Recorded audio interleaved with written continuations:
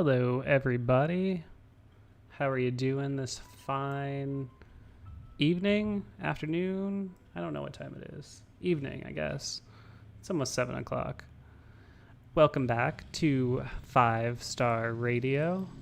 My guest today, the illustrious, the one, the only, Mr. Steel Flyers. How you doing, my friend? Well, I'm not all that illustrious, but thank you very kindly. Hey, to How me, you you're doing, man? illustrious. I'm doing very well. I'm getting, as I told you pre-show, getting very excited for the season to get started here. Yeah, man. People are starting to get fired up. I can kind of feel it on like social media and stuff, can't you? Just like the tenor is changing. It is, and I think it had a lot to do with the previous game that was played, where we got to see Roethlisberger play and the first unit out there for a little bit. I think that got everybody a little bit. Do you think that would do you think that would be one of the top like biggest, like it's the most I've ever seen anybody react to preseason football in the Roethlisberger era, right? Like it's like people were holding their breath to see if, like, they're like, oh well, like if Ben's still good, and then Ben proves he's good for like 5 minutes, and everybody's like, oh, we're going to the Super Bowl. It does kind of come across like that, you know what I mean? You know, it's like Steelers fans just want to be miserable 90% of the time, and then they get one thing, and they're like, we're winning the Super Bowl. Yeah, right. Okay, so let's just pump the brakes on that a little bit. Okay, let's just say this. Okay, first of all, that game had to be relatively vanilla as far as Yeah, of course. Offensive schemes and things of that nature. Yeah, of course. And they're playing a bunch of jabronis on the Lions who aren't even going to make a team probably. And even if they are, they're going to be what, like a 27th ranked defense? Well, okay, the Lions are not looking like they're going to be one of the better teams this year, you know, all things considered. I mean, I would expect Ben to dunk on the Lions if it was week 4 or 5 too, to be honest. Okay, I'm with you on that. And I agree, this was not exactly the greatest opponent out there. You know what I mean? It was definitely one of these softer games, I would say. But look, let's look at some cold hard facts about this game here. First of all, Ben came out and requested to play in this game. This was the first time he has ever done that in his career. And he'll still get hate for it. And okay, but the fact that he requested to play, right, and the coach said, all right, you know, let's play and see what you got, and played the ones for a good portion of the first quarter. Yeah, they did. Okay. Some of them, they played the line for most of the first half. I mean, I wasn't looking closely, but I believe most of the starting line was in there the whole first half. Yeah, I can tell you that Dotson was in there the whole first half. I can tell you that Chucks was in there the whole first half. Yeah. At least, at least those guys. I know they were going back and forth there at center, a little bit at center too. And that's, I'm going to be interested to see how that shakes out too. The center. I mean, I think it's Kendrick's job. I don't think there's really any question there. I like that idea, though. I mean, he's young, though, so there's gonna be some growing pains. But, and I think, I mean, that's going to be the only issue. No, it is. But I think he shows already. I think you're already seeing with him that sort of elite athleticism, the ability to get to that second level. I'm not an expert on line play. I know you've said you actually played some line, and I think you said you played center. Yeah. And I did. I had some time. people. I had an interesting comment. This is a good forum to bring this up. I had an interesting comment on my Kevin Colbert video that did well last week, and somebody was like, "Don't call him Lil Pounce. Like, he hasn't done anything to earn that. Whatever." And I'm just like, first of all, they play the same position. They kind of look the same. They wear the same number. It was just a nickname. You know, but the guy was like, no, he's so small, like whatever. And I was like, dude, the Steelers have been able to draft and develop centers at an elite clip for the last 50 years. So I'm going to trust their analysis on it. You know what I mean? I mean, and all you have to do is look at the guys that have played center for the Steelers. Yeah, exactly. There is not a bum in the lot. No. I mean, there really isn't. No, of course not. Jeff Hardings didn't play very long.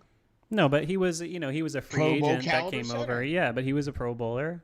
That's what I mean. So not a bum in the lot. No. You can go all the way back to Mansfield and all the way up to the current crop of guys well, on the team right now. Just right in a row there. I mean, there was Hardings and other guys in the middle, but for the most part, you're talking about, people say the Steelers 3 coaches since 1969. Heck, they've practically had 3 centers since 1969. I mean, they went from Webster to Dermani, who I think the highest of any of them.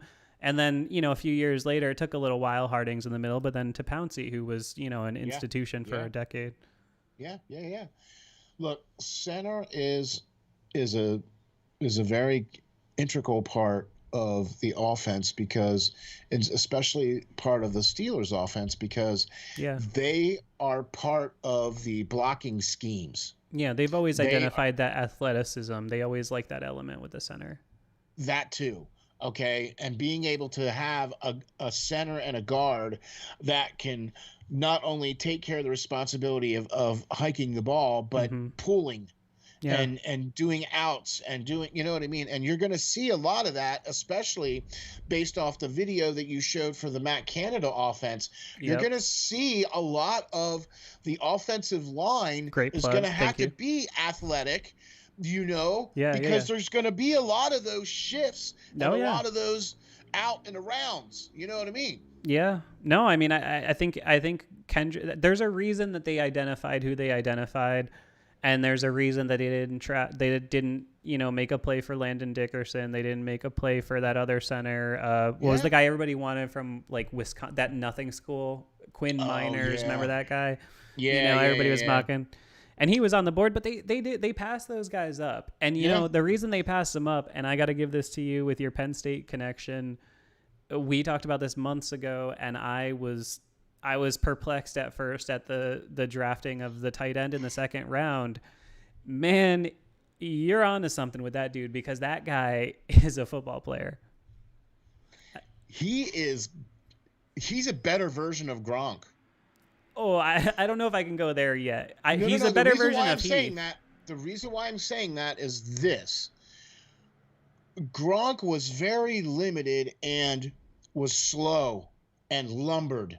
Yeah. Fairmouth is strong, has good body control, but can run. Yeah. Has some speed. Yeah, he does.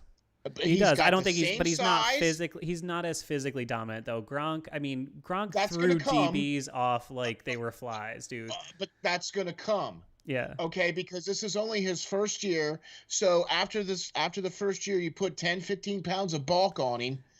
That's fair. I'm willing to wait and see on that. I have a lot of respect for Gronkowski and what he's done. I've seen him just absolutely snatch my soul for the last decade. I can never. That's high praise for me. See, that's how I look at. Actually, I think better praise would be exactly what Ben said at his press conference after the game, where he said, "Hey, this guy kind of plays like another tight end that used to play here." Yeah. It's always fun. Ben and Tomlin are they're reading them is always about reading between the lines. They're both cheeky. You know what I mean? They are. They just have that like nonchalant way of telling you something without really coming out and telling you. How about Mike T yesterday? We're still squirreling those nuts. My girlfriend and I were having a debate. What do you think he actually meant by that? So, do you know the context? I think they asked him like who he thought was going to take the nickel position, perhaps something like that. Yeah. Okay. Yeah. If anybody's in the chat, correct me if I'm wrong. I think that was the question, and his response was, "We're still squirreling those nuts." And I thought about it, and I'm like, does that mean he's like, we're keeping that secret, like we don't want anybody to know? Or does it mean we're still parceling that information out and we don't know yet? And is it just not great coach speak because it doesn't mean anything? And and idiots like me are debating it on the internet. Do you know what? I've come to take everything that Mike Tomlin says with a grain of salt. But I agree with you. I agree with you 100%, because it's like, What? Squirreling those? What? I'm just not sure what the metaphor he was going for was. Which do you think is more likely? Do you think it's more likely that he meant we don't want people to know, or we don't know? I think it's more of, maybe it's a little bit of both. Maybe he's kind of playing a little bit tight to the vest, but he's also kind of letting it know that there's still some wiggle room out there for a guy who might potentially be able to make it, because there's one more preseason game left. Not Antoine Brooks, unfortunately. That was the guy me and you both thought, I think, was going to take the nickel spot. Right? I think we both said that a couple weeks ago. I think we both expected that was his spot to lose, but it looks like the injury must have been, because they seem to really like him. The injury must be really bad. It must be. That's kind of my only thought on that too, because exactly with what you said, I think we pretty much had him penciled in there, at least on the roster. Right. You know what I mean? I mean, he was only drafted last year. We'll see. I mean, and I also see that what you said too about Marcus Allen, another Penn State player. You know, I am the continuing to make him more of the hybrid linebacker type situation as well too, and they're going more towards that. I'm the biggest fan of the Marcus Allen experiment. I watch him play, man, and there's certain guys where you're like, that's just a football player. Like, I know, like, I'm gonna date myself to younger viewers right now, but I always loved the Clint Krewalts, the sort of Chidi Awomas, the Deshae Townsend before he was a starter, Hank Petit. Like, I love these sort of grinder. Jordan Dangerfield. I've said this on my Twitter that I actually regret not having a Jordan Dangerfield jersey, but like, just these guys that just, like, they're just football players. You can't really. I'll go back even further. How about Flowers? Oh, yeah, Lee Flowers, yeah, Lee Flowers, yeah, or Ike Taylor was kind of in that same boat until he settled into being a really good corner. But yeah, you know who I like that? A favorite of mine from the late Knoll, early Coward teams is Dwight Stone. Do you remember him, the running back? Oh yes. Little receiving back kind of guy. Yeah. And another one of my favorite players. Everybody under 30 just clicked off this stream right now. Clicked off, yeah, right. Oh. Well, then I won't say the next name then. Carnell Lake. Oh, Carnell Lake was great. Not a great coach though. He didn't do a good job. Not a great with coach, but a heck of a. Oh my gosh, man! And he was one of those that made the transition from. Did he go to corner from safety or vice versa? Yes. So and made the Pro Bowl in both, just like Rod Woodson did. I mean, those two guys back there, man, it was like, what? You ain't throwing back here? Yeah. I mean, no. I'm with you on that. So I think that the excitement is building for this season because I think there's some anticipation of some different things. Well, I think the Canada offense, I think now that people are starting to really get into it and realize, like, oh, it's almost the season. What are we going to be doing? Is it going to be different? And then people are starting, I think the normals are starting to catch up with, like, Matt Canada is this is a different thing. We're going to be looking at something that's not something we've been seeing. And that's kind of fun and exciting, I mean, as long as, so help me, if I see a Wildcat formation from Matt Canada, I will personally drive, whatever I have to do to Pittsburgh and smack him upside the head. I mean, anyway. Okay, let me ask you a question as we build anticipation for the 2021. This was just off the top of my head, okay? All right. You got to bet everything you have, your retirement savings, your house, everything. And I told you could choose Najee Harris or the field for Offensive Rookie of the Year. What do you take? Wow. I think it's close enough that it's compelling, right?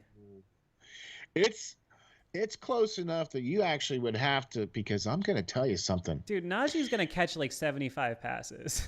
and he's probably going to get at least 20 touchdowns on the ground. I mean, 17 games. The stats are going to look huge if he stays healthy. here's going to be the only problem I'm going to have with that, and it's going to be a certain quarterback. The Ben? No, that's going to go for a rookie. Oh, you mean which quarterback? A certain Mr. Lawrence. Nah, but you know what though? I don't see Jacksonville winning enough games that it matters. If they don't go even like 7-10, you can't give them Rookie of the Year if they go 6-11. Right? If Najee's like a high-end contributor, big Sunday night games, the Steelers win 11 games. I mean, I really think Najee is going to go for like 1,300 yards on the ground and 75, 80 catches. I would love to see that happen. Okay? I would love. I don't care what his stats are. I would just love to see it happen. Yeah. All right. But let's look at a little bit of past history, shall we? All right. Okay. We can't look at Rookie of the Year because we really haven't had, with the exception of Ben being Rookie of the Year when he was eligible, and we completely and utterly passed over. No, he won. Ben won Rookie of the Year in 2004. What are you talking about? He definitely. did? Yeah, definitely. Yeah, 100%. Okay. Dude, he won 14 games in a row. All right. So then I take it back then a little bit. But no, I mean, I see your point. Like, I mean, I've seen, like, I thought Devin Bush should have won defensive rookie of the year in his season. We also saw in recent memory, I believe Kendrell Bell won it in his rookie year. And that, yeah. You want to talk about a whole different type of player. You remember that guy's rookie year? Dude, I had so much hope for that guy. That was like watching an evolution of the middle linebacker. People sleep on him because he got hurt and he couldn't keep it up, and I think he probably was like a steroid guy. But, I mean, that guy, when he first got to the league, was just killing people. Coward told him, just go out there. All you're doing you're doing a blitz. Just go do it. Yeah. I had so much hope for him. Yeah. I really did. And Georgia Bulldogs are my college team too. So. There you go. I haven't told too many of the Yinzers that yet, but. Yeah. Well, shh. We won't let that one. Well, all right. Too late. I've mentioned it once or twice. It's not a secret. Hey, it's an open secret. It doesn't really matter. Good dogs. Hines Ward, Georgia Bulldog. Georgia Dog. Hey. Veron Haynes. Hey. Jarvis Jones. There's a lot of guys from down south, right? Because that's where Mike Tomlin is from, that West Virginia area. Yeah. So he has the big time ties down there to West Virginia. Look, all of it comes down to is this. I think that the Steelers are going to have a much different team than what they did last year. Yeah. And I don't think you're going to be able to look at the team from last year and compare it to the team from this year. And, Tomlin says this a lot. You will compare it. You will compare it, but Tomlin says this a lot, and Cowher said this a lot too. Look, what happened last year was last year. This is a whole completely different team. Yeah. Well, not really. It's pretty. I mean, there are so many new components this year that I think you really can make an argument that it is a pretty new That's team. What I mean. Yeah. I mean, because you're talking about, like, I mean, how many really strong contributors are new? I mean, Najee is going to be a starter. Kendrick Green is going to be a starter. Freiermuth, probably not a starter, but it looks like there's going to be two tight ends a lot in Canada's offense. Yeah. And if he starts producing, it's going to be hard to take him out, which is fine because you just use Ebron as like a fourth receiver because he's a better receiver than Ray McLeod anyway. So all day long. Yeah. You know what I'm saying? Yeah. And to be honest with you, and look, I'm going to tell you something else too that I thought was really nice to see on the game the other night against the Lions was our good buddy Mr. Johnson. Deontay, yeah, that was a nice play he made. Yeah. Footballs. Yeah. Caught footballs. Oh, I know he's capable of it. Didn't even think about dropping one. Not even area one did he drop. I know he's capable of it. I just need him to stay capable. It's weird. Deontay, I think I worry. I don't know. You're not me, so you have a different perspective on my takes on things than I do, but I worry sometimes that I come off as anti-Deontay, and I'm not anti-Deontay. It's just that I don't think in his heart of hearts that Ben trusts him as much as he trusts Juju. I think he sees how special he could be, and I believe that's why he's trying to take an interest in making him get there, and he knows he's a good kid. And I'm not hating on Deontay. I think he has all the potential in the world. All I'm saying is I haven't seen it, and I feel like Steelers fans have anointed him to being a higher level than he is based purely on speculation. Is that fair? Okay. That's completely fair. That's completely fair. But analytically speaking, okay, the guy really is only a third or fourth receiver because he can't hold the ball. All right. Oh, somebody, by the way, is mad at you because you said Tomlin had ties to West Virginia, and what you meant was Virginia. I'm sorry, Virginia. That's a very proud area, so I have to give them their props because that is a very proud. Yep, I'm sorry. Very proud area. I wasn't trying to disrespect anybody by any stretch of the word. It's okay. It's okay. We appreciate the call out on yes, that. And thank you for letting us know. Really appreciate that. Yeah. Yeah. But I don't know, man. I really don't. Like if he was a free agent this year. Like if he was a free agent, the same free agency that Juju went in, do you, or say they're both free agents after this year, do you think that Juju would get more money than Deontay Johnson? Because I think he absolutely would. I don't think most Steelers fans would think that. If you went right now, if you did it right now, if you didn't do it after this season, like you didn't get this season under Johnson's belt. Say they have another season and they both go for roughly 100 and 1,100, which is, I think, honestly, probably pretty close to what they're going to do in 17 games if they're both healthy. Okay. So just extrapolate another season for both of them. All right. If that's the case, okay, and both of them are available as far as restricted or unrestricted free agents. DJ is still here for another year. I'm just saying in a hypothetical world. You would probably keep Johnson and let Juju go because he would be the one that you would have to pay more money to. Well, that's exactly my point, though. I'm saying if they were both on the market, which one gets more money? Oh, Juju all day. Right? Yeah. I mean, to me, he's a known commodity. That's why I wanted to lay that underlier there, though, because if Johnson comes out and balls out this year. Yeah, which he could. And I hope he does. Very well could, and I'm really hoping and praying that he does.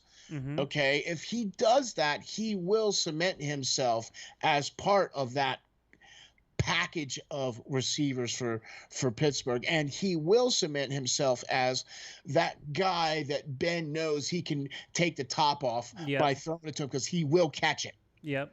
If he catches those tight passes, those tough, if he catches them tough balls. Over the middle, wherever, then Ben will trust him for the easy layups, the 60-yard bombs, the 70-yard bombs, where he's, out there scampering away by himself. Yeah, well, no, because he's the only one that really can get that breakaway element. That's what I mean. Chase and Juju in that straight line speed, I don't feel like have. Right. Deontay does have that. Deontay has that A-B thing of just once it's in his hands, you're like, anything could happen. Another gear. Yeah. I agree. Yeah. I agree 100%. Only because somebody in the chat asked, and we're kind of just going over the season preemptively here. And somebody in the chat asked if they could get a record prediction. And I've been ruminating on this for quite a while, and I wonder if you'd be comfortable giving a take on it. I can go first if you want to think on it. Yeah, you know what? I don't have a problem doing it because I actually did it last year and I was off by one game. Oh, did you pick 11-5? No. Oh, you picked 13-3? No, 12-4. Oh, well, that's what they did last year. So you're right. They went 12-4 last year. Okay, so you nailed it. But I picked the first 8 games. Oh, game by game. Yeah. Yeah, the first 8 games I thought were going to be wins out of the gate. Oh, yeah. And they went 11. Yeah. Right, so I missed I never picked the Steelers to get off to a hot start because they never do. I didn't either. That was the first time I did it. That's why last year was so weird because they never do. All right. But if you want to go first, go ahead. Yeah, I can do it. I think it's weird this year. This is the first time the amount of games has changed since the 70s, if I'm not mistaken. Yeah. Right? The late Steel Curtain teams were playing 16, I think, right? The 14. last two, I think they were playing 16 by the last two, weren't they? It's close. It's close after that. It's been at least like 82 or it's been close to 40 years at least, somewhere around there. My whole life anyway. And so it is weird to think about the records differently, because that's football specifically. There's such a feel to every record. In baseball, nobody's like, oh, they went, 85 and whatever. 85. That's not a real thing. But like, there's a feel to 11-5. There's a feel to 13-3. So that's going to be a weird thing. But I think going in right now, if I had to put money on it, I think I like something like that 11-6 route. Because I think that there are some games that the Steelers are definitely going to drop. I mean, they're you could be so gung-ho on your team, and I am, but I still think at Buffalo in the opener is tough, if I'm being real. At Packers is tough, if I'm being real. The Seahawks, no matter where they are. And I know this is related to a tweet I put out earlier. We're going to talk about this later. I'll definitely get people who clap back at me in week 6 if we lose to the Seahawks. But, I think they'll get some momentum going, and I think they'll win some games you don't expect them to. But I think something like that 11-6 is fair. And I think they could do a 12-5. I wouldn't be stunned. But I think if they did anything worse than 10-7, I'd be very surprised. Okay. I'm going to throw some caveats into mine. Okay. If, like I said, if Dante has a year like Juju does, where they both catch 100 passes and they both do 1,100 yards. Mm-hmm. Okay. If Dante has a year like that, and we see the defense culminate, and build off of what they did from last year, then I think you're going to see this team. Which I think you should have every expectation that the defense will be at least as good, if not better. Right. I see this team at least at 12 wins. Wow. At least at 12 wins. Wow, that's a positive outlook. With those caveats. Yeah. With those caveats. Okay. Now look, obviously, if Najee gets hurt or whatever. Yeah. Right. Yeah. Okay. But I'm saying at least 12 games. I think Steelers are going to at least win 12 games. I think there's going to be a nice stretch. Yeah. Where there's going to be multiple games in a row that they're going to win. Oh, yeah. That middle of the season is where that's going to be. I think after their bye, they do at Cleveland, Chicago, Detroit, at Chargers, at Bengals. I think the Raiders game for the second game is going to be a more of an easier game. I think Cincinnati is not going to be as hard as people think it's going to be. Oh, I would bet any amount of money that the Steelers are going to be 3-2 after week 5. But I don't think that that's a bad thing. I think that means that they're just not going to peak early. You don't want to peak early. But if I had to lay money on it, I guarantee the Steelers are going loss, win, loss, win. Yeah. Okay. In the first 5 games. Yep, they're going to lose. That I would get. I mean, obviously, I'm going to be gung ho. I want them to win at Buffalo, but my expectation would be an L there. Beat the Raiders, beat the Bengals, lose to Rodgers, beat the Broncos, and then get going. All right, I'm gonna throw the ringer in here, and I'm gonna say that Pittsburgh's gonna be undefeated in the first 5 games. Wow, it's rare that old 5-star matchup is the more pessimistic member of a conversation here, but you're out optimisming me. Yes. Yeah, there you go. Yes. I really think that, yes, Aaron Rodgers is playing for Green Bay, but they still haven't gotten anybody for him. Yeah, I know. He's still not throwing it to anybody. They got Randall Cobb. Wow. And their defense is going to be suspect. By the way, can I just tell you real quick? I have a best friend, one of my best friends. He's a Packers fan. And that whole Randall Cobb thing, how Rodgers wanted Cobb to come back. every time I do something, like I went up and stayed at his place back home like a couple weekends ago, and I was like, he's like, oh, do you want to crash at my place? And I was like, only if Randall Cobb can come. and I just do that about everything now. So only if Randall Cobb can do it. I was like, all right, we yeah, both cool. just love talking about what curmudgeons both of our quarterbacks are, because they're both just so like not about it, you know. I'm glad to see that Aaron Rodgers is coming back to play, but I really think Pittsburgh is going to be. The reason why I'm saying that they're going to be undefeated in the first 5 games is because of the Canada system, because nobody's seen it. Yeah, it does give them an early advantage. It's like right. Yeah. After the first 5 games, unless it doesn't work, I'm not as optimistic. I see. So you're see that's exactly what me and you talked about last week or a couple weeks ago, and this has been my whole theme. Remember, I've been doing a lot of reading about boxing, which, by the way, if you like sports journalism at all, I'm reading this book called The Sweet Science. It's like this old-timey New Yorker writer from the 50s. It's mind-blowing. It's changing the game for me. I love it. But there you go. But the Canada thing, I talked about this last week, was the counter-punching. And how it's not what your attack is, but it's how you respond to the response to your attack. It's your counter attack. Exactly. And that's the thing for me with Canada that we need to figure out, because he is new at this, whether, you know, he's been where he's been, I know, but it's still college. You know, there's no Citadel on the schedule no. to put 63 against, you know. You know what I mean? No, exactly. So it's how does he adapt to the highest level of coordinators responding to him? And what my smart people have told me is that he is hyper aware of trends. Like, he's hyper aware and self-aware of what he does and what the expectation of what he does is. So I don't know. It's promising.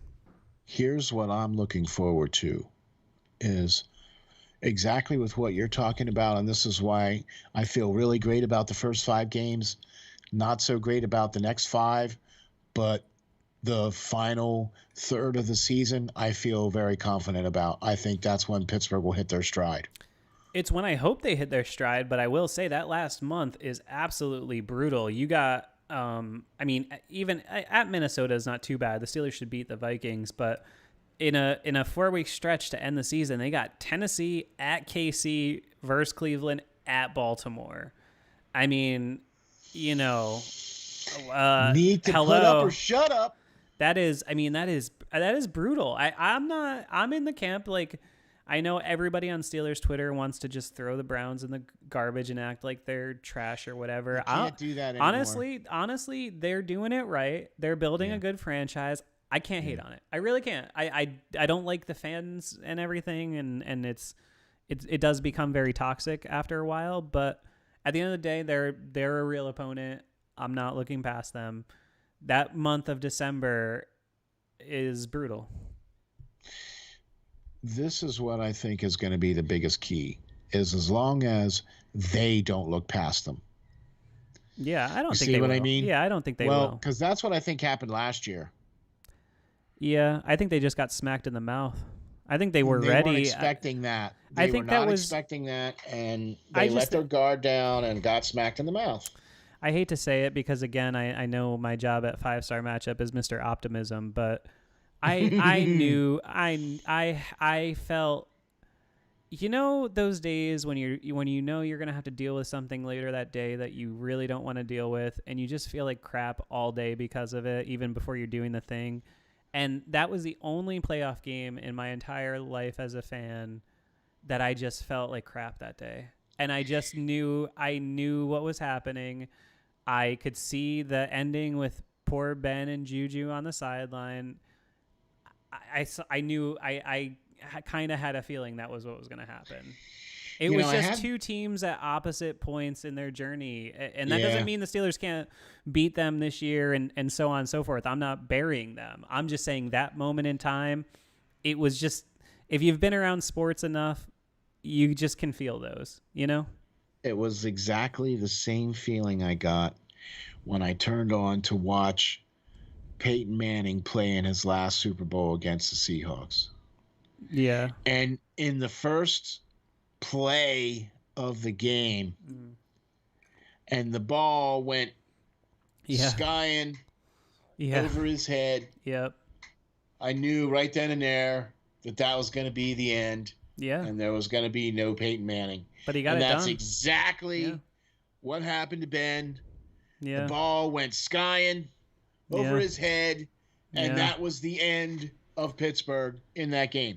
Yep. There's never been a more symbolic moment where you can really boil down an entire 60 minutes to one moment. I always bring this up, by the way, since we're dwelling on this. I haven't really addressed this game much on the air in public, so those 5-star followers that are keep track of my takes on things and such, do what you will with this. I still think that the moment in that game that was most unforgivable was that after the Steelers finally got on the board with a touchdown, I think they made it 28-10. Somebody can fact check me if I'm wrong, but I believe they made it to 28-10 with about 1 minute 30 to go in the first half.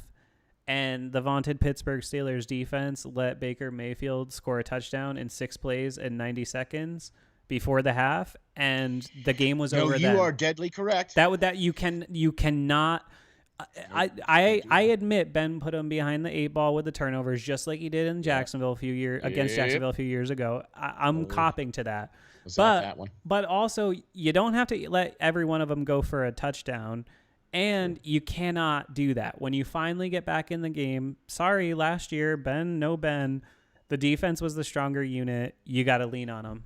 Sorry. Ben was chucking the thing. They fell behind, and he had to do what he had to do, and he did a good enough job of it. I believe strongly that they have a chance to win that game if they don't give up a touchdown on that last series of the first half. Agreed. Oh, yeah, I agree. Because I think that they had a chance up until that point.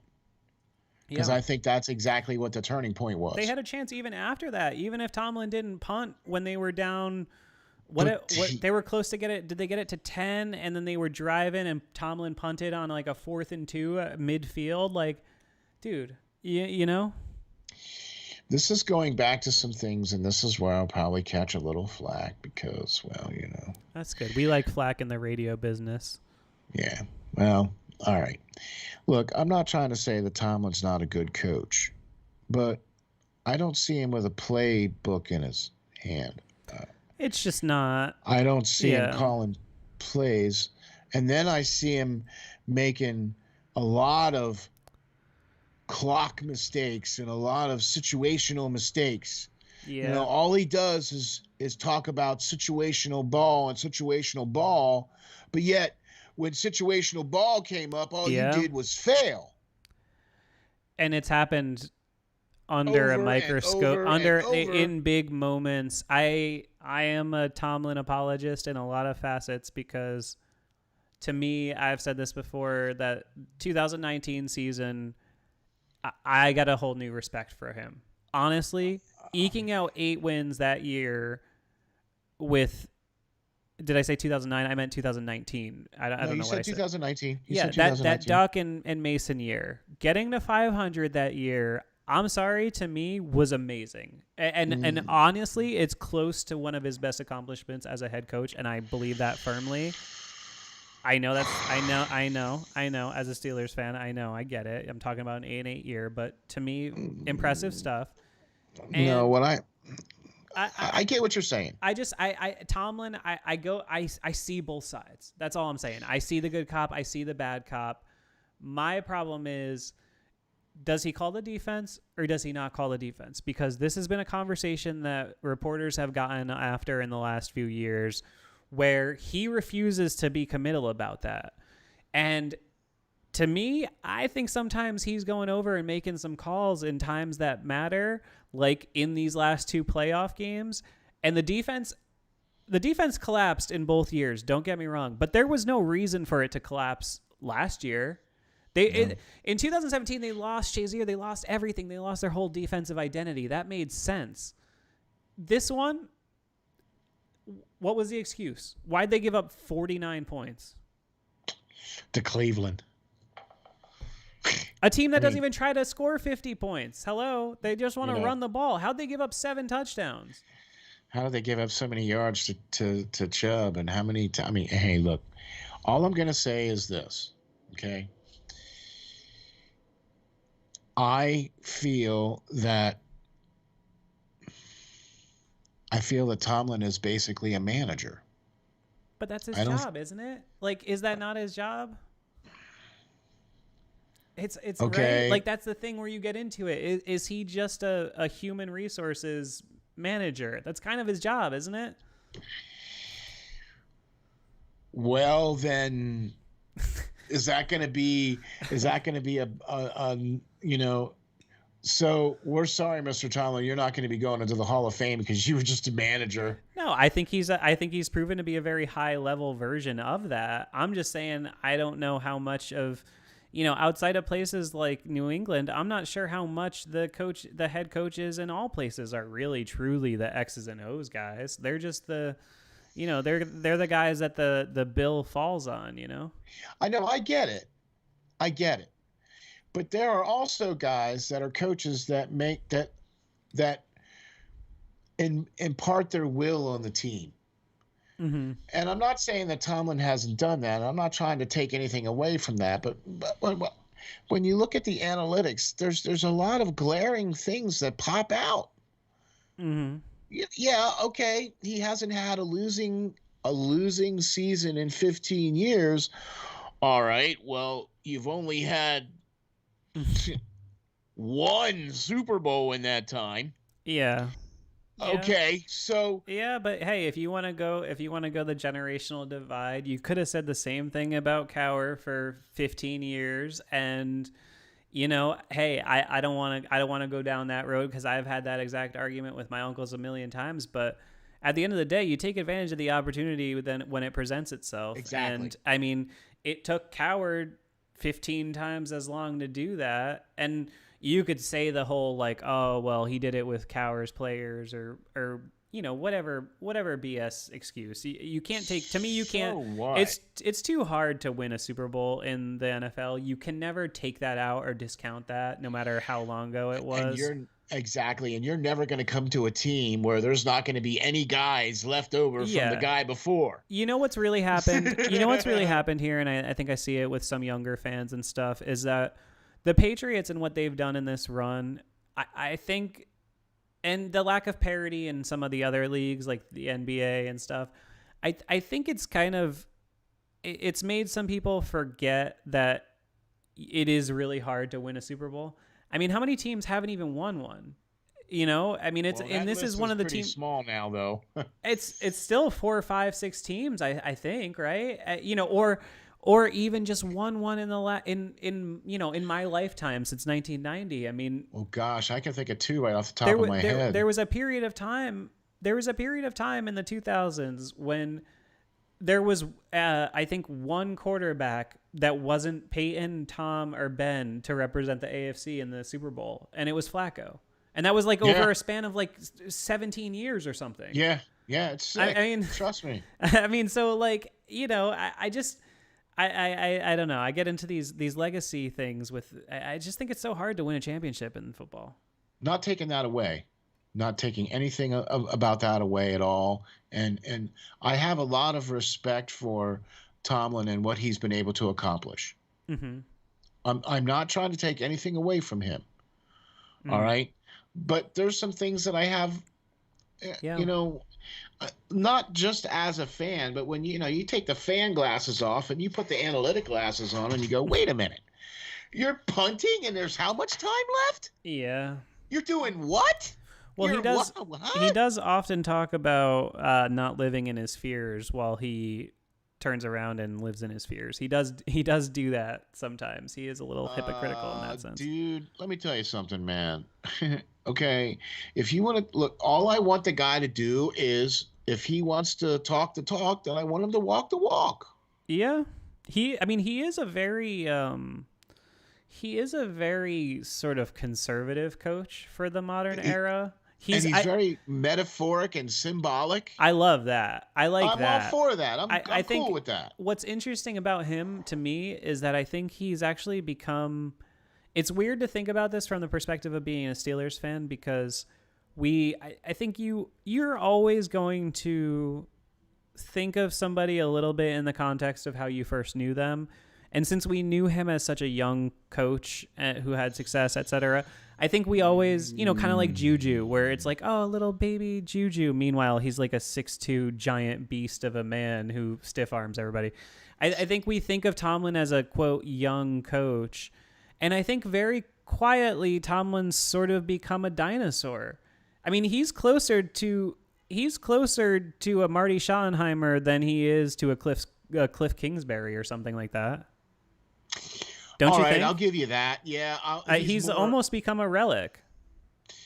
All right. Not that you can't win. I'm just saying he's closer to previous era than he is the next era. The next era, yeah. Which is okay. All right. I'll agree with you on that. I'll definitely agree with you on that. My only thing is that, I have a hard time when you really want to look at the numbers and you see that it just seems in some of the more important games that he's outcoached. Yeah, it just seems in some it does. of the, it does. But once in a while he pulls out some magic. Like he has done it. But once in a while, come on. Okay, but how much more has he been facing? I mean, I'm not. The Patriots aren't the only comparison, but when you look at his output in a division with another team that's perennially like a 10 to 12 win team, the Ravens are, with the exception of a couple years, are usually in the conversation in the AFC, right? You grant me pretty that. much always, yeah. Okay. Has there been a very consistent second team in the NFC North with Aaron Rodgers? And has there been a very consistent second team in the AFC East with Tom Brady? There hasn't. Okay? Like, Tomlin's had 2 dogfights a year with a team that wants to take his lunch just to get out of the division. I mean, the amount of times that he's beaten the Ravens twice in a year, which, by the way, put whatever caveat you want on it. They did it last year. I mean, so... Hey, as long as we beat the Ravens, I consider that a successful season. I don't know. I talk myself in these circles with Tomlin because I see your point. I do. But then I think about it in the aggregate, and I feel more positive than I feel negative, I guess. Okay, I get what you're saying, and there are way more positives than there are negatives, but the fact is that the negatives are very glaring. In the last 4 years, the Steelers have basically imploded in December. Yeah, that is extremely true. Okay, and that is not what Tomlin historically was known for. I can't argue He was known for winning in December. Yeah, I can't argue that. The Decembers have been terrible. Back to 17. Again, you can make the excuses. I'll acknowledge their excuses. You had Shazier in 17. 18, you had the personality breakdown with AB. That team was just cursed. And then 19, you had the Duck and Mason era. And then this year, no real caveat. Yeah, that's a fair point. That's a fair point. Everybody's got their ups and downs in the season. Yeah. You know what I mean? And even with what happened last year, the league, presumably the league was against the Steelers.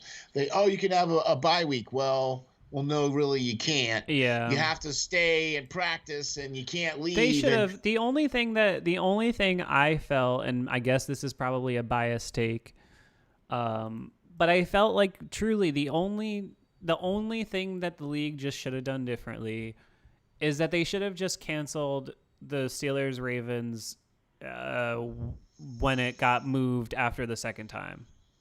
They should have just forfeited it for the Ravens, and I don't know that it would would have even changed anything, but I know that was the moment when everything changed. Yeah.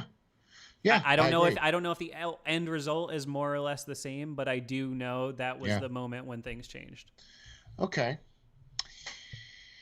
So there's a team that the Steelers are playing this coming season. Yes. And you've kind of had a little bit of Ooh. Oh, you did it. Did you do a little? Did you do a little sneaky transition there? I think I like I it. I did a little sneaky transition there Uh, because I want to get into because I have a really good friend of mine who is a huge Seattle fan, and okay, oh man, great. Love to hear it. has Love been a to hear it. has been a big Seattle fan for a very very long time, and we talked a little bit about this off the air before we got on. The reason this is so up in my mind is because I too have a friend who is a Seahawks fan, and he, for the first time, interacted with me on Twitter as 5-star matchup, and I had to text him on the side and be like, "Oh, first time, long time. Keep my quarterback's name out of your mouth," like just because he was, you know. So the thing we're getting to is just that I had put a tweet out earlier, and I guess I'll pull it up and read it. I'm sure it's my top notification because people are yelling at me everywhere. Um, so But see, now is your opportunity yeah, to clear the air. To exactly. Well, and yeah. I love things like that because you'll get the quote tweets from like fans of the Seahawks or whatever, and I'm always just like, well, you still retweeted me, so thanks. Like, I don't care if you think I'm stupid. You're helping my stuff get more engagement. Don't you understand? That's Yeah, what I don't right. get about the media space as a whole is like everybody's like, oh, this person's an idiot. Retweet, retweet, retweet. And you're like, well, you're helping them. um, so my tweet, I put, as cheeky as I am, I put, I'm curious. Russell Wilson threw 3 more interceptions than Ben Roethlisberger last year and lost to the Giants and Rams twice.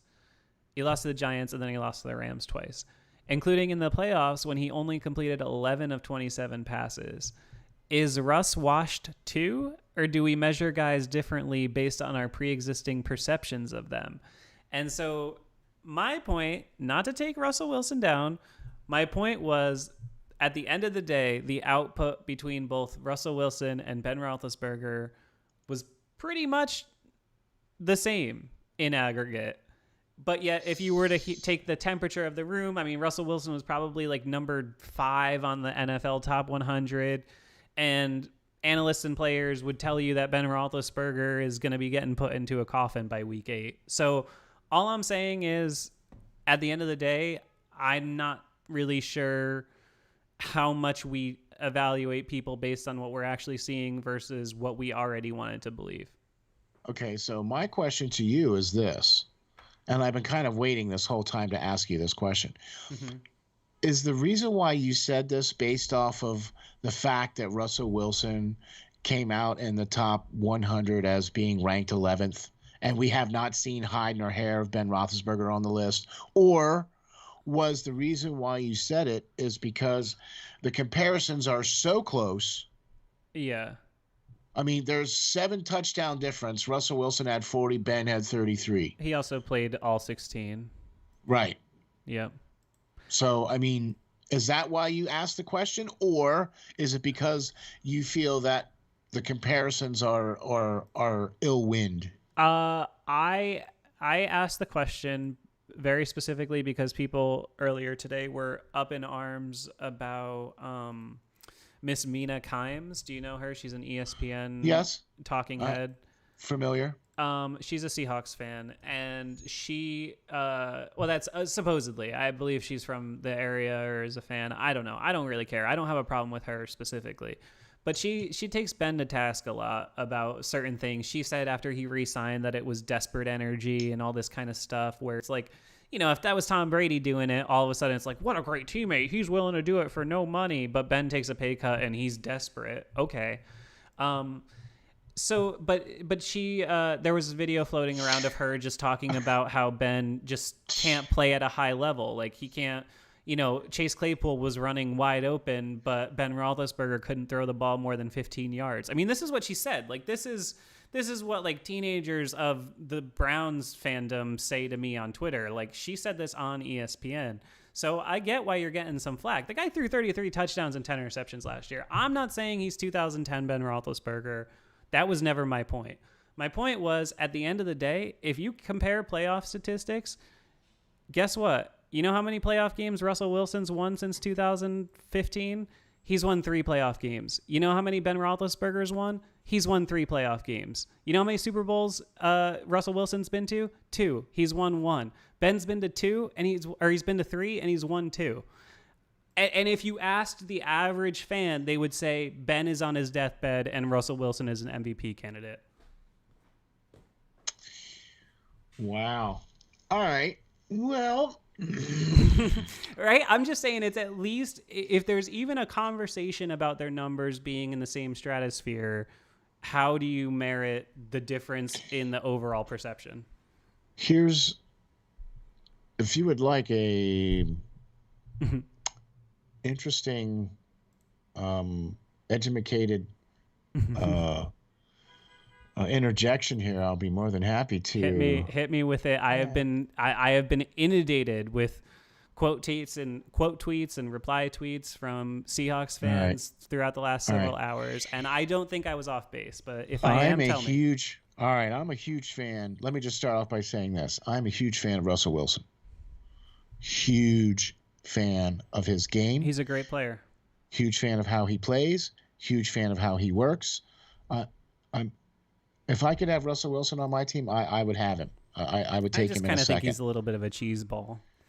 He's just one of those, like, come on, guys, let's try to win. Like, I find him corny, but yeah, he's great. Corny or not, the guy can play ball. He's great.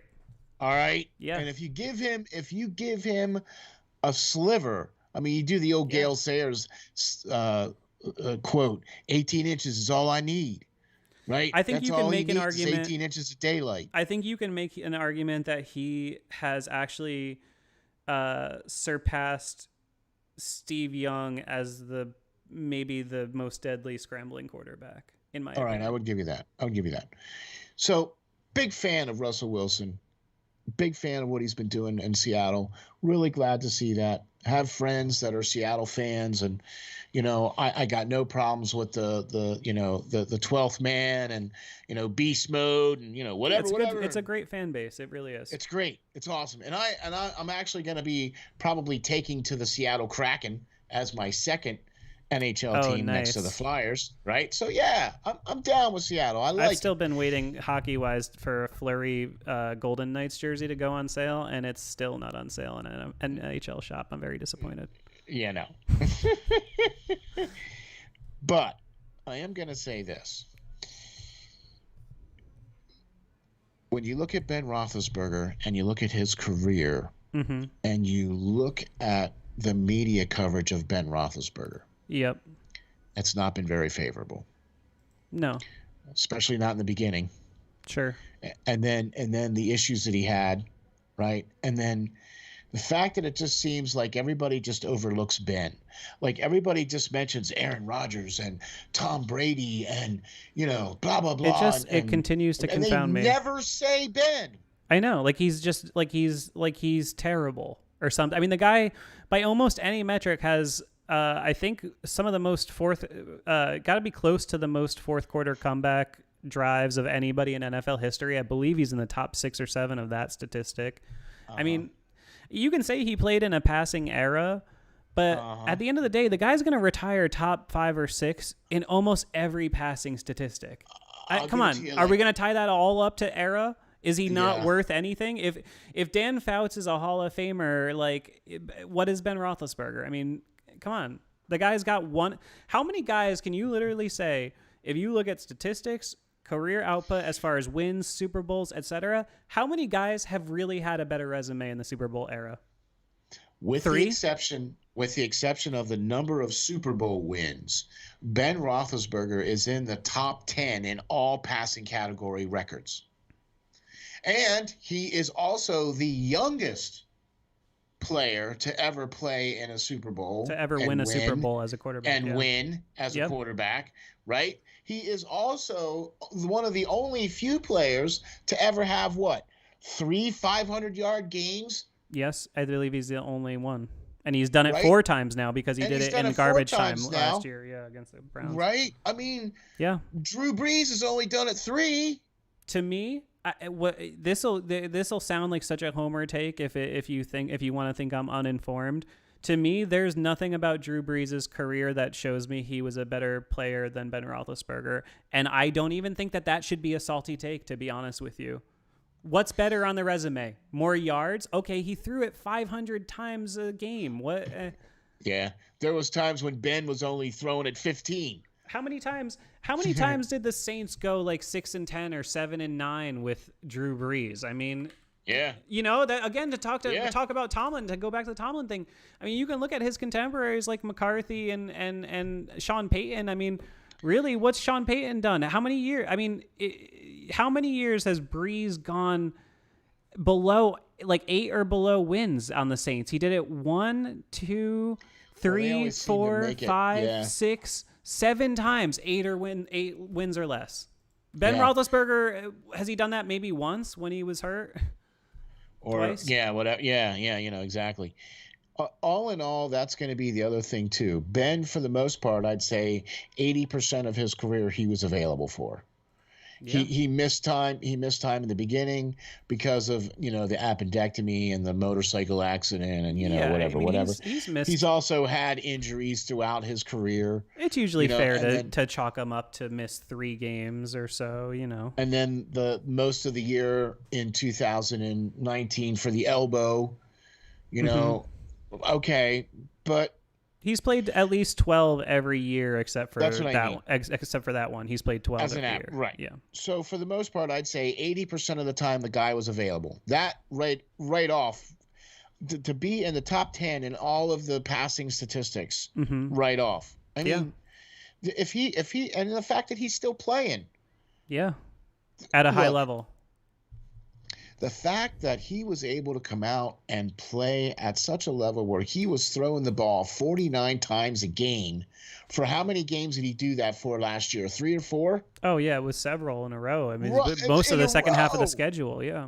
In a row. Yeah. I'm sorry, but why is a man that is approaching 40 had his elbow completely reconstructed, throwing the ball that many times a game? That was when you knew things were going to start going downhill, wasn't it? The first time you saw like a 5, like a 50 something, and you were like, oh, he can't be throwing the ball 51 times. Like the fact that he did it. Yeah. All right. I just think it's like I don't need to go bat for a guy who's got $100 million, is not even losing a wink of sleep over this conversation. I understand the past, et cetera, et cetera. Right. I'm just saying, as far as all-time great players in sports that I've seen in my life, I've never seen one that you would think more people thought was, literally garbage. And I know it's younger people, but people act like he's been terrible. The guy, how many times has he won 10, 11, 12 games? I know most of it was in a previous decade, but shoot. He still had 2 12-win seasons since 2017. What? The fact of the matter is this. He is always overlooked. There's always, quote unquote, a better quarterback than Ben Roethlisberger. Russell Wilson, by the way, played one more season and has only had 1 12-win season since 2017. So just putting that out there. Just throwing that out there, though. You know what I mean? and Ben has also played a longer career. Yeah, of course. So Wilson theoretically should still have more good years under his belt. Oh yeah, you know what I mean. We're talking about Hall of Famers all around. That's my point. I'm not taking anything away from Wilson. I'm just saying, on paper, is the output really that different than Large Benjamin? The fact of the matter is that it wouldn't matter if Ben Roethlisberger was doing Tom Brady type numbers. Yeah, that's true. Okay, it doesn't matter because he is not the darling of the media. He is not the darling of the NFL. You really just think it's the thing? You think it's just a forever black mark he has to carry? You think it's seems like it. You think it's carried all the way through his entire career. You think it's not going to go anywhere. You think they make him wait a year on Hall of Fame just because of that? You're nodding your head. Yes, I Serious? am. You really think he's not? They're gonna make him not be a first ballot? Yeah. That would be even if he that wins, would be an actual travesty. That'd be worse than making Faneca wait even a minute. Super Bowl. If he wins another Super Bowl, no. If he won another Super Bowl, wait. If he won another Super Bowl, he won't have to wait. Oh, I see. He'll get in right away. I see. But I think he's gonna wait a year. Wow, that's It all depends. Man, that's rough. It all depends on when Tom retires. Yeah, well, hopefully it's not the same time. Tom will probably play 10 more years than Ben, to be honest. But you see what I'm saying, though. No, it all depends on what he's up against. Retires. Yeah, because if Tom retires, before Ben or after Ben, or if they retire at the same time, there's no way they're going to put Ben Roethlisberger in at the same time as Tom Brady. Yeah, there's no way. Yeah, you're probably right. I mean, I'm just calling it like I see it. Yeah, no, I mean, you're probably not off base. I just find that I hate to horrible. say it. Yeah, no, you're probably not wrong. That's why I asked you. I mean, yeah, no, I agree. I think it's horrible because I think he is one of the better quarterbacks. Look, I am not going to put Ben Roethlisberger in the same table as Joe Montana. Sure. I'm not even going to put Ben Roethlisberger at the same table as Peyton Manning. Okay. All right, but I am going to put him. But I am going to put him at the table right next to Peyton Manning. Yeah. All right. Yeah. I'm going to say they can be at least eating the same dinner. I can say they can at least be enjoying that same gold jacket lunch. Yeah. Right? Yeah. He might not be sitting at the same table as Peyton Manning and Joe Montana and, all the greats. What if he does get a third ring, though? Then he can sit at the table. Because, I mean, I think there's a case. That's the only way it's going to work, I think. I think there's I know this is blasphemy and nobody will ever say this, but, Peyton, for most of his career, was 500 or sub 500 in the playoffs, and he didn't even get the second. He was all about regular season. He was, and Ben, not for nothing, got to 3 Super Bowls in the first 7 years. I mean, that's not nothing. How many people have done that? And exactly. Peyton, for all his success, throwing 4,000 yards, best player on the team. Don't tell me those Colts teams weren't absolutely loaded, okay? Loaded. The whole time he was there, they had Reggie Wayne, Marvin Harrison, Brandon Stokely, Dallas Clark, a good offensive line. Edger and James. They had, their defense could get beat on the back end, but they had the pass rush with Freeney and Robert Mathis. Come on. It didn't matter.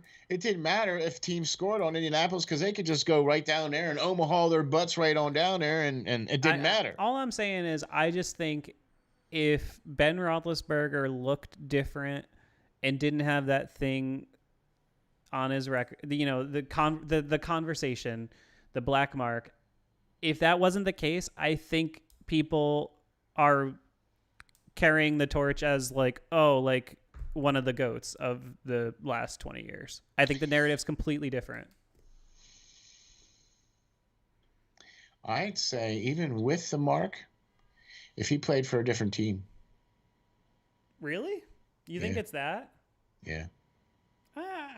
You think? Yeah. I mean, just because it's just so hated by anybody who's a vehement fan of anybody else? Yeah. Maybe not that. Maybe not for that reason. Yeah. You know what I'm saying? But how many times he's done it on TV too? That's the thing that gets me. I mean, so many of these great moments on Sunday Nighters. I mean, Steelers Ravens for about 10 years there was pretty much always doing the best ratings. That's how you got your name. It's a 5-star matchup because you in it. Exactly. Exactly. No, I don't know. Yeah, I don't know. I know I don't have to carry the water for some 100 millionaire who's been my hero half my life, but I can't help it. I see the disrespect. I don't get it. It's the same thing with Terry Bradshaw. Yeah. Yeah. If Terry Bradshaw played for another team and was as successful as he was in Pittsburgh, people would look at Terry Bradshaw different. Yeah. Probably. Okay. Yeah. I mean, he went 4-0 in this damn Super Bowl. I mean, how much better can you do than that? Not only that, but the guy called his own plays. Yeah. I mean, and Ben does a lot of that. He has a list of plays that he can call and formations that he can call. But you gotta leave it up to a guy like that who can step up to the line, look and see what the defense is going to be, and call the right play. I agree. I think, the argument I've always had with the Ben versus Bradshaw thing, and obviously this is an era comparison. This'll make some people angry, some people whatever. I just think in a vacuum, like if you told me that I could have either or at their peak, all the powers at their disposal, whatever, I still think Ben Roethlisberger was the, quote, better player. Like, and I'm not saying he has the better resume, but, I mean, I'm just saying I think, push comes to shove. I think Roethlisberger is done enough to show that he is... The league's different now than it was then. Roethlisberger has played better with much less team around him than Terry Bradshaw. I think you could put Ben on Bradshaw's teams and get similar output. I don't think you could put Bradshaw on Ben's teams and get similar output. Agreed. That's what I was trying to say. Agreed. Because Terry Bradshaw had the steel curtain. Yeah.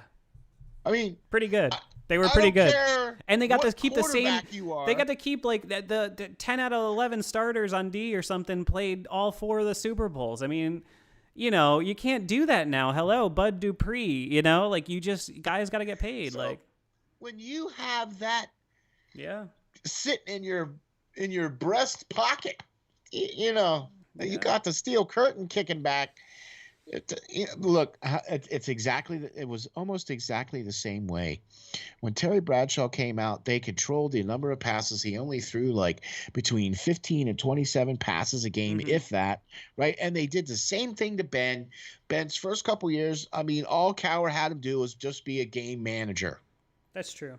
But I always put the caveat on that, though, because the only thing I put with Ben is that that's always the narrative, and it is true.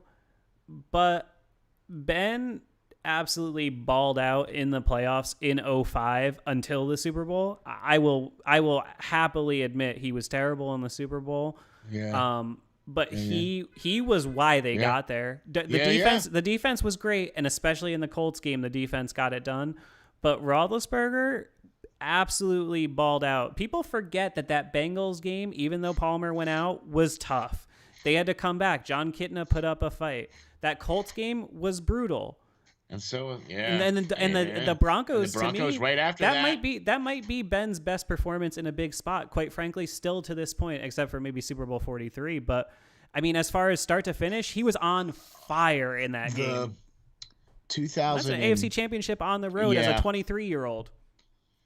Okay, the one that they did with Baltimore, was it the 2000? That's the 08 team. That's the AFC Championship game in 08. That one of Ben's other greatest. Yes. Yeah. Okay, so we're on that one too. All right. Yes, okay. Of course. No. I mean, hey, I was there for that moment. That's like the crowning moment of my life. Right. And then the Christmas Eve game. I was with there the immaculate stretch. I was there too. Okay. I got a good track record. All right, I see. So you're honestly, you know what the you're rule? Only allowed to go to games. So all right. You know what the rule is? The rule is just go to Steelers Ravens. It's always gonna be good. Yeah. Even if you don't like the ending, you're gonna know as a football fan you saw a slobber knocker, and it's gonna be worth it. I'm with you on that, man, for sure. All right, brother. We got to get this thing wrapped up. I feel like we could go for 6 more hours, but we've had a lot of people chilling in here the whole time. We've nice. Not a awesome. ton, but I like these being like this small, intimate. Just like the little conversations, just the real people, just listening and hanging out. Man. And I appreciate it.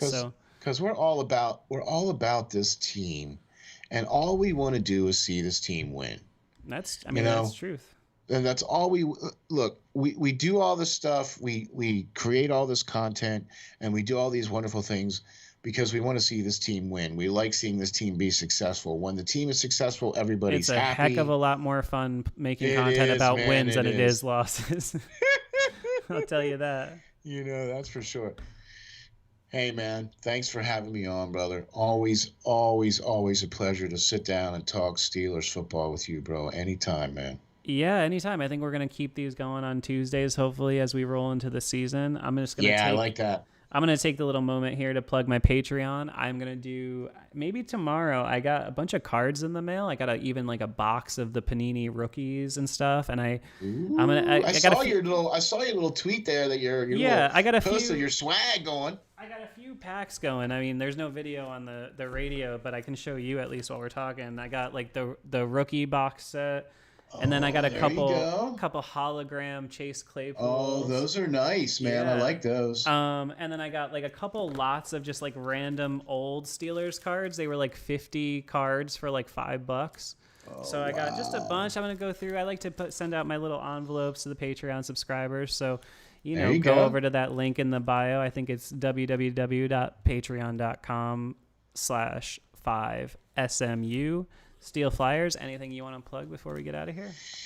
Yeah, man. Check us out on the web, www.steelflyers.com. You can check us out there. You can check me out on Twitter at SteelFlyers52. Look for lots of new and improved stuff coming out for the website.